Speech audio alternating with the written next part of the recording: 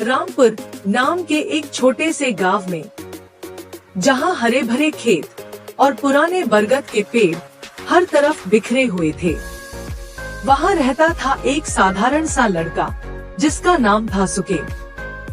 सुकेत एक मेहनती और जिज्ञासु लड़का था जो हमेशा कुछ नया सीखने और खोजने के लिए उत्सुक रहता था।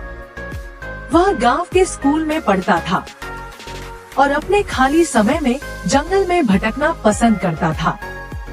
एक दिन जब सूरज ढल रहा था और आसमान नारंगी रंग में रंगा हुआ था, सुकेत जंगल के एक पुराने हिस्से में पहुंच गया, जहां गांव के लोग शायद ही कभी जाते थे। वहां एक टूटी फूटी सी संरचना थी जो शायद किसी प्राचीन मंदिर का अवशेष थी। उत्सुकता में सुकेत ने उस जगह की खोज शुरू की। पत्थरों के ढेर के नीचे उसे एक पुरानी धूल भरी लकड़ी की पेटी मिली।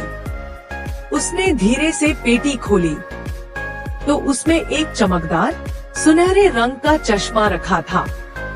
यह कोई साधारण चश्मा नहीं था। इसकी बनावट और चमक कुछ जादुई सी प्रतीत हो रही थी।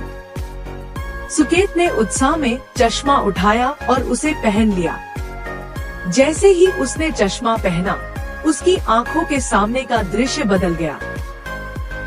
वह अब हर चीज को असाधारण स्पष्टता के साथ देख सकता था। पेड़ों की पत्तियों की बारीक नसें, दूर उड़ते पक्षियों के पंखों की हरकत और यहाँ तक कि हवा में तैरती धूल के कण भी। लेकिन सबसे हैरान करने वाली बात यह थी कि वह अब लोगों के मन की बातें देख सकता था। जब वह चश्मा पहनकर किसी को देखता, तो उस व्यक्ति के सिर के ऊपर एक छोटा सा बादल बनता, जिसमें उनके विचार चमकते हुए दिखाई देते। अगले दिन सुकेत अपने नए जादुई चश्मे के साथ गांव के बाजार में गया। वहां उसकी मुलाकात हुई एक सुंदर लड़की गौरी से हुई।